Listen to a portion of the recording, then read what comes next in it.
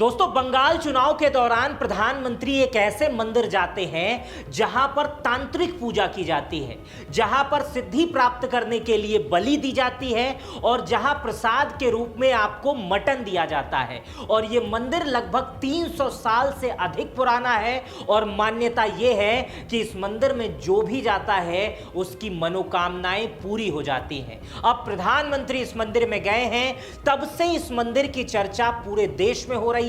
हर आदमी इस मंदिर के बारे में जानना चाह रहा है। आज इस मंदिर को लेकर YouTube के इतिहास में सबसे बड़ा वीडियो मैं लेकर आया हूं। अभी तक इतनी रिसर्चेबल वीडियो इस मंदिर को लेकर नहीं उपलब्ध थी कि आखिर इस मंदिर में मटन क्यों चढ़ाया जाता है, यहां पर तांत्रिक पूजा क्यों जाती है और आखिर प्रधानमंत्री क्यों गए। क्या प्रधानमंत्री की इच्छा थी या मनोकामना थी बंगाल चुनाव जीतना, इसलिए वो इस मंदिर में गए। सब कुछ आपको इस वीडियो में मिलेगा और बहुत बेहतरीन तरीके से रिसर्च के साथ मिलेगा। तो सबसे पहले शुरू करते हैं जिस मंदिर में प्रधानमंत्री गए थे उसके बारे में, उसका पूरा इतिहास। इसका पूरा इतिहास आपको अब समझने को यहां से मिलेगा। देखिए, इस मंदिर का नाम है ठनठनिया काली बाड़ी। ठनठनिया नाम सुनिएगा, ठनठनिया काली बाड़ी। इस नाम के पीछे भी एक बहुत बड़ा रहस्य है। ठनठनिया काली बाड़ी एक सिर्फ मंदिर नहीं है, ये कोलकाता की आत्मा है, तांत्रिक परंपरा और लोक आस्था का जीवंत केंद्र है। इसका इतिहास इतना पुराना है कि जब उस समय कोलकाता शहर भी नहीं बना हुआ था, जब यह मंदिर बना था तब कोलकाता शहर नहीं था। कोलकाता जो शहर आज बना है वो 3 गांवों से मिलकर बना है, जिसका नाम है सुतानुटी, गोविंदपुरी और कली। इन तीनों को मिलाकर कलकत्ता था, लेकिन जब यह मंदिर बना तब ये तीनों के बीच में बना था, इन्हीं तीनों गांवों के बीच में बना था। उस समय जिस जगह पर ये मंदिर बना हुआ है उस जगह पर शमशान हुआ करता था और दूर दूर से यहां पर लोग तांत्रिक साधना के लिए आते थे। तंत्र मंत्र आप देखते होंगे, बंगाल का नाम सुनते ही लोग तंत्र मंत्र एक्टिव हो जाता है कि बंगाल में ही तांत्रिक काला जादू ये बहुत होता है, इसलिए इसी जगह पर लोग तंत्र मंत्र साधना करने दूर दूर से आते थे। इस मंदिर के जो संस्थापक हैं उदय नारायण ब्रह्मचारी थे, यह भी एक बहुत बड़े तांत्रिक थे और काली जी के भक्त थे और इसी मंदिर की स्थापना में उन्होंने इसलिए की थी कि उन्हें सिद्धि प्राप्त हो जाए और इन्होंने ही इसकी स्थापना की थी। लोक मान्यता है कि उन्होंने उस साधना के दौरान उन्हें मां का साक्षात काली माता का अनुभव प्राप्त हुआ और उन्हें काली माता ने दर्शन दिया। लोक कथाओं में इसका विवरण मिलता है, इसीलिए इस स्थान को सिद्धि पीठ कहते हैं और मनोकामनाओं की पूर्ति कहते हैं। कहा यह जाता है कि जो भी यहां जाता है, कुछ भी काली माता से मांगता है, उसकी मनोकामनाएं पूर्ति हो जाती हैं और शायद इसीलिए प्रधानमंत्री मोदी वहां पर गए थे। इस मंदिर की स्थापना 1903 में हुई थी। उदय नारायण ब्रह्मचारी ने वहां पर मिट्टी की काली जी का स्वरूप बनाया था। उसके बाद मिट्टी की दीवारें बनाई थी और छाल, जो पेड़ की छाल होती है, उससे छत बनाया था। 1703 में इस मंदिर का निर्माण किया गया था। शुरुआत में मैंने आपको बताया इस मंदिर का नाम ठनठनिया काली बाड़ी है। अब इस ठनठनिया काली बाड़ी के पीछे भी एक बड़ा रहस्य है कि इसका नाम ठनठनिया क्यों पड़ा। इसका नाम ठनठनिया पड़ने के पीछे एक कथाएं आती हैं, जो 2 लोक कथाएं प्रसिद्ध हैं। पहला है डाकुओं की लोक कथाएं। मान्यता है कि जहां पर यह ठनठनिया मंदिर है उसके बगल में गांव था और उस ठनठनिया मंदिर में जब इस मंदिर की स्थापना हो गई तो उससे पहले वहां पर डाकू आया करते थे और गांव को लूट कर चले जाते थे। लेकिन जब मंदिर की स्थापना हो गई तो चमत्कारिक रूप से मंदिर में घंटी बज जाया करती थी और गांव वालों को पता चल जाता था कि डाकू आने वाले हैं, इसीलिए मंदिर में घंटी बज गई। इसलिए गांव वाले क्या करते थे, अपना कीमती सामान और खुद को किसी जगह पर सुरक्षित कर लेते थे और छुप जाते थे। जब मंदिर के बाहर जब गांव वाले डाकू पहुंचते थे तो वो देखते थे कि यहां पर कोई नहीं है और उसके बाद डाकुओं को वापस लौटना पड़ता था। यानी मंदिर में पहले ही घंटी बज जाती थी चमत्कारिक रूप से, ऐसा लोक कथाओं में विवरण मिलता है। दूसरी लोक कथा यह कहती है कि यहां दूर दूर से तांत्रिक आया करते थे, पुजारी आया करते थे, जो यहां पर जोर जोर से घंटी बजाया करते थे। उनके हाथों से खून निकलने लगता था और दिनों दिनों तक ये बजाया करते थे और नीचे आने जाने लोगों को ठन ठन की आवाज सुनाई देती थी। इसीलिए इसका नाम ठनठनिया काली मंदिर या ठनठनिया काली मंदिर पड़ गया। अब इन दोनों नामों के पीछे पीछे जो लोक कथाएं थी वो मैंने आपको बता दी। अब इसे मनोकामना सिद्ध करने वाला मंदिर क्यों कहते हैं वो मैं आपको बता रहा हूं। दोस्तों, इस मंदिर का पुनः निर्माण 1806 ईस्वी में व्यापारी शंकर घोष ने पुनर्निर्माण कराया।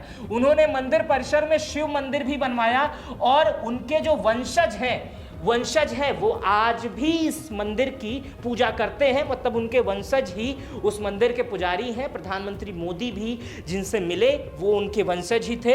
और शंकर घोष के पोते स्वामी सुबोधानंद जो थे वो 19वीं शताब्दी में रामकृष्ण परमहंस के प्रत्यक्ष शिष्य भी थे।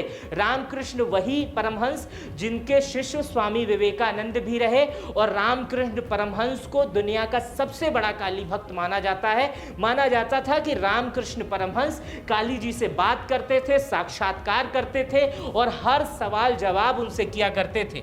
यह मंदिर मैं आपको बता दूं, अगर आप इस मंदिर जा रहे हैं तो मैं आपको बता दूं कि ये मंदिर सुबह 6 बजे खुलता है, 11 बजे बंद हो जाता है, दोपहर में बंद रहता है, 3 बजे फिर खुलता है और 8 बजे बंद हो जाता है। और यह मंदिर 7 दिन खुला रहता है, 365 दिन खुला रहता है। यह मंदिर एक तांत्रिक मंदिर है, इसलिए सभी अनुष्ठान और परंपराएं इसके अनुसार किए जाते हैं। इसलिए ये अमावस्या की रातों में और काली पूजा के दौरान यहाँ पर बलि जारी रहती है। और अमावस्या के दिन जब तांत्रिक पूजा वगैरह होती है तो दूर दूर से तांत्रिक और दूर दूर से मनोकामनाओं की पूर्ति करने वाले लोग भी यहाँ पर भारी मात्रा में पहुँचते हैं। इस मंदिर को देवी का विशेष रूप माँ सिद्धेश्वरी के रूप में पूजा जाता है। सिद्धेश्वरी का जो पूजा होती है उनका अर्थ होता है सिद्धेश्वरी का जो मनोकामनाओं को पूरी करते हैं। वर्तमान समय में यह मूर्ति हर साल रंगी जाती है और हर साल नए तरीके से इनका लेपन किया जाता है, इनको सुंदर बनाया जाता है।